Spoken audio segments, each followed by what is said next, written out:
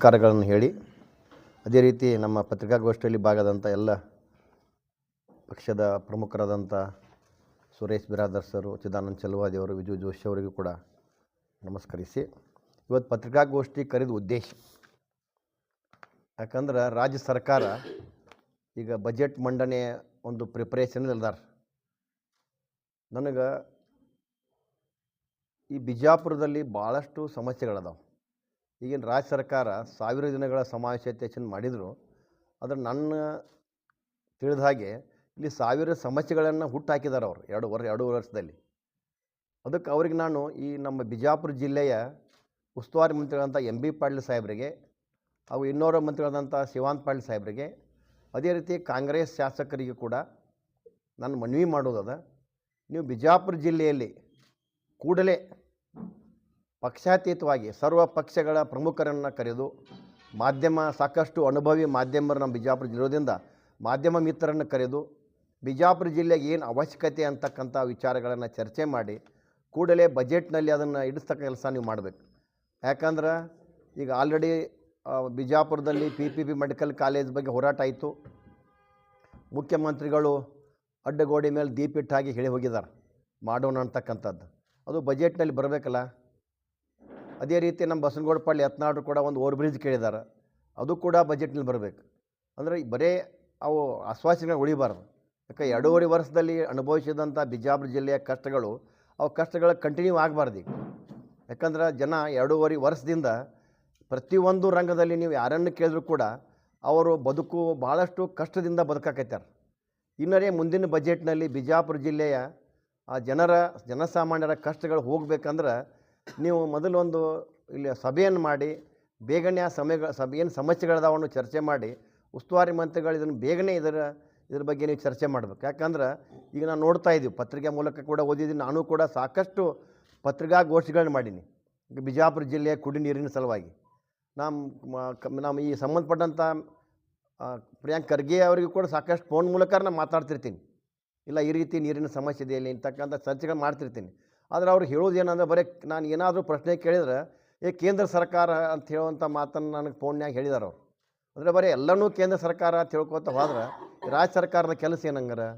ಈಗ ಬಿಜಾಪುರ ಜಿಲ್ಲೆಯಲ್ಲಿ ಸುಮಾರು ದಿನಗಳಿಂದ ಈ ಗುತ್ತಿಗೆದಾರರು ಆ ಪಂಪ್ಸೆಟ್ಗಳನ್ನು ಬಂದ್ ಮಾಡಿ ಆ ಜಿಲ್ಲೆಯಲ್ಲಿ ನೀರಿನ ಆಕಾರ ಆಗತೈತಿ.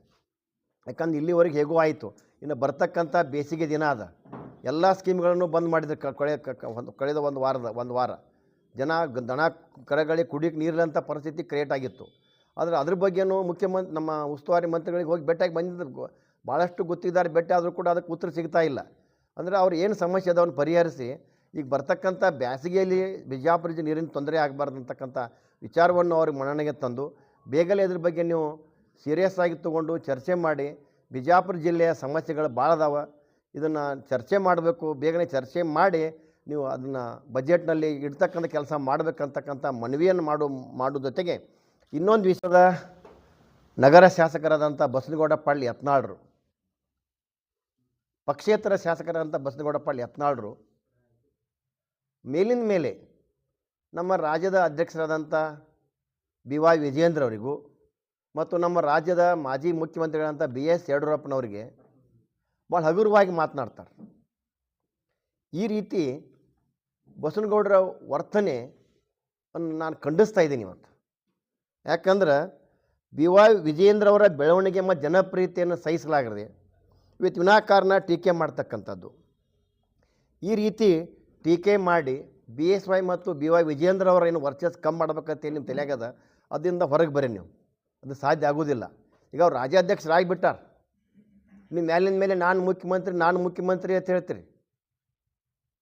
ಮುಖ್ಯಮಂತ್ರಿ ಆಗ್ಬೇಕಂದ್ರೆ ಮಾರ್ಗಗಳಿರ್ತಾವೆ, ಆ ಮಾರ್ಗದಿಂದ ಹೋದರೆ ಮುಖ್ಯಮಂತ್ರಿ ಆಗ್ತೀರಿ.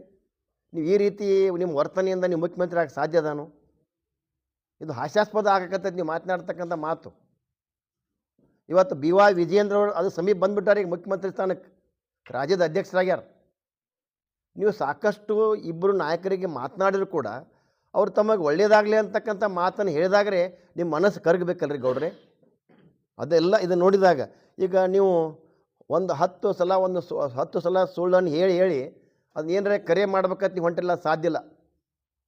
ಇವತ್ತು ನಮ್ಮ ಮಾಜಿ ಮುಖ್ಯಮಂತ್ರಿ ಬಿ ಎಸ್ ಯಡಿಯೂರಪ್ಪನವ್ರು ಮುಖ್ಯಮಂತ್ರಿ ಇದ್ದಾಗ ಭಾಳಷ್ಟು ಜನಸ್ನೇಹಿ ಕಾರ್ಯಕ್ರಮ ಕೊಟ್ಟಾರ. ಅವರು ಜನರ ಹೃದಯದಲ್ಲಿದ್ದಾರೆ ಬಿ ಎಸ್ ಯಡಿಯೂರಪ್ಪನವರು. ಅವ್ರ ಬಗ್ಗೆ ಏನು ನೀವು ಅವರ ನೆರಳಿನಲ್ಲೇ ಬೆಳೆದವ್ರದಿರಿ. ಈ ಮಟ್ಟಕ್ಕೆ ಬರಬೇಕು ನೀವೇ ಸಾಕಷ್ಟು ಹೇಳ್ಕೊಂಡಿರಿ. ಆ ವಿಡಿಯೋಗಳು ಸಾಕಷ್ಟು ತಮ್ಮ ವಿರುದ್ಧ ವೈರಲ್ ಆಗ್ತಿರ್ತಾವೆ. ನಾವು ಉಚ್ಚಾಟನೆಯಾದಾಗ ನಮ್ಗೆ ಬಿ ಎಸ್ ಯಡಿಯೂರಪ್ಪನವ್ರನ್ನ ಹೊಳ್ಳಿ ಮತ್ತು ನನ್ನ ಮಳ್ಳಿಗೆ ಪಕ್ಷ ಕರ್ಕೊಂಡು ಬಂದರು ಅಂತ ಹೇಳೋರು ನೀವೇ. ಈಗ ಸಂದರ್ಭಾನುಸಾರವಾಗಿ ಮಾತಿನ ಬದಲಾವಣೆ ಮಾಡ್ತಿರಲ್ಲ, ಇದು ನಿಮ್ಮ ವ್ಯಕ್ತಿತ್ವಕ್ಕೆ ಅದು ಸರಿ ಅಲ್ಲ ಅಂತಕ್ಕಂಥ ವಿಚಾರವನ್ನು ಹೇಳೋ ಮೂಲಕ ಇವತ್ತು ನಮ್ಮ ಮಾಜಿ ಮುಖ್ಯಮಂತ್ರಿ ಬಿ ಎಸ್ ಯಡಿಯೂರಪ್ಪನವ್ರು ಮುಖ್ಯಮಂತ್ರಿ ಇದ್ದಾಗ ಎಂಥ ಯೋಜನೆ ಕೊಟ್ಟರು.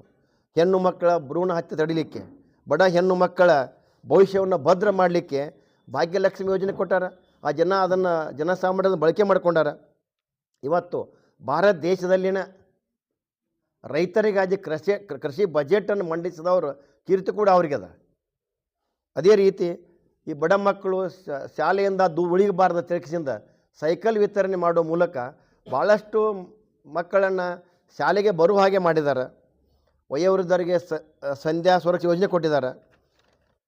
ಹೈನುಗಾರಿಕೆ ಉತ್ತೇಜನ ಮಾಡಲಿಕ್ಕೆ ಪ್ರತಿ ಲೀಟರ್ ಹಾಲಿಗೆ ಹೆಚ್ಚುವರಿ ಸರ್ಕಾರದ ಪ್ರೋತ್ಸಾಹನ ಕೊಡುವ ಮೂಲಕ ಆ ಕೆಲಸನೂ ಕೂಡ ಮಾಡಿದ್ದಾರೆ. ಕ್ರಮ ತಗೊಳ್ಳಲ್ಲ ಸರ್, ನೀವು ಏನೋ ಒಂದು ರಿಯಾಯಿತಿ ಕೊಡ್ತಾ ಇದ್ರಿ, ಅದು ದುರುಪಯೋಗ ಆಗ್ತಾ ಇದೆ. ನೀವು ಯಾಕೆ ಪಕ್ಷದ ಅಧ್ಯಕ್ಷರಾಗಿ ಯಾಕೆ ಶಿಸ್ತು ಕ್ರಮ ತಗೊಳ್ಳೋದಾರ? ಪಕ್ಷಕ್ಕೆ ಏನು ಗಮನ ತಂದಿಲ್ವಾ ಸರ್? ಈಗ ಇದೇ ಥರ ನಡೀಲಿ, ಅವ್ರು ಮತ್ತೆ ಬರ್ತಾರೆ ಅಂತ ಅವಕಾಶ ಮಾಡಿಕೊಟ್ಟಿದ್ರೆ ಹೇಗೆ ಸರ್? ನೋಡ್ರಿ, ನಾನು ಇದ್ರ ಬಗ್ಗೆ ಅವ್ರ ಚರ್ಚೆ ಮಾಡಿದ್ದೀನಿ ಸಾಕಷ್ಟಲ್ಲ. ನಾನು ಈಗಲೂ ಕೂಡ ತಮ್ಮ ಮೂಲಕ ಏನು ಕಾರ್ಪೊರೇಷನ್ ಸದಸ್ಯರು ಆರಿಸಿ ಬಂದಿದ್ದಾರೆ, ಅವರು ತಮ್ಮ ಡೆವಲಪ್ಮೆಂಟ್ ವಿಷಯದಲ್ಲಿ ನಮಗೆ ಶಾಸಕರ ಅನಿವಾರ್ಯದ ಅಂದಾಗ ನಾನು ಕೆಲಸ ಮಾಡೋಕ್ಕೆ ಅವ್ರಿಗೆ ಮಾಡಕ್ಕೆ ಹೇಳಿದ್ದೀನಿ. ಆದರೆ ಈಗ ನನಗೂ ನೋವಾಗತ್ತೈತಿ. ಯಾಕಂದ್ರೆ ನೀವು ಬಸನಗೌಡ ಜೋಡಿ ಯಾವಾಗ ಬೇಕಾದಿರಿ ನಾನು ಕೇಳೋಂಗಿಲ್ಲ. ಯಾವಾಗ ನೀವು ಇನ್ನು ಮೇಲೆ ನಾನು ಇವತ್ತು ಅವ್ರಿಗೆ ನಾವು ವಾರ್ನಿಂಗ್ ಮಾಡ್ತಾಯಿದ್ದೀನಿ. ಎಲ್ಲ ಪಾಲಿಕೆಯ ಭಾರತೀಯ ಜನತಾ ಪಕ್ಷದ ಮತವನ್ನು ತೊಗೊಂಡು ಇವತ್ತು ನಮ್ಮ ರಾಜ್ಯ ನಾಯಕರು ತಮಗೆ ಓಟ್ ಹಾಕಿದ್ದಾರೆ, MLC ಓಟ್ ಹಾಕಿ ಆರಿಸ್ತಾ ಇದ್ದಾರೆ, ನೀವು ಮಾಡಿದ್ದಾರೆ, ಅಧ್ಯಕ್ಷ ಎರಡೂ ಆಗಿರಿ. ಆದರೆ ನೀವು ಬಸನಗೌಡರು ಏನು ಬೇಕಾದ್ರೆ ನಿಮ್ಮ ಪಕ್ಷ ತಮ್ಮ ಬಿಜಾಪುರ ಬಗ್ಗೆ ಮಾತನಾಡ್ತಾಗ ಅವ್ರು ಬಾಜು ಇರಿ, ನಾ ಕೇಳಂಗಿಲ್ಲ ನಿಮ್ಗೆ. ಇನ್ನು ನೀವು ನಾನು ನೋಡಿದ್ದೀನಿ ನಿನ್ನೆ ಬಸನಗೌಡರು ರಾಜ್ಯಾಧ್ಯಕ್ಷ ಬಗ್ಗೆ ಮಾತನಾಡೋ ಟೈಮ್ದಾಗ ನಮ್ಮ ಕೆಲವೊಂದು ಕಾರ್ಪೊರೇಟರ್ ಅಲ್ಲಿ ನಗುವಂಥ ಕೆಲಸ ಮಾಡ್ತಾರೆ. ನನಗೆ ಅಸಹ್ಯ ಆಯ್ತು ನಿನ್ನೆ.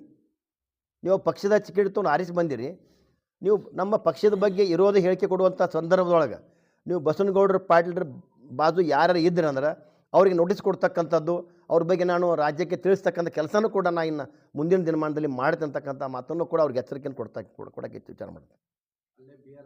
ಸ್ವೀಕಾರ ಸಮಾರಂಭ ಮಾಡೋ ಟೈಮ್ದಾಗ ಈಗ ಆ ಥರ ಏನು ನನಗೆ ಅದು ಕಂಡು ಬಂದಿಲ್ಲ. ಅದು ಕಂಡು ಬಂದರೂ ಕೂಡ ನಾವು ನಿರ್ದಾಕ್ಷಿಣ್ಯವಾಗಿ ಕ್ರಮವನ್ನು ನಾವು ಇನ್ಮೇಲೆ ನಾವು ಸೀರಿಯಸ್. ಯಾಕಂದ್ರೆ ಇನ್ನು ಚುನಾವಣೆ ನಾವು ಬರ್ತಕ್ಕಂಥ ಚುನಾವಣೆ ಅದ.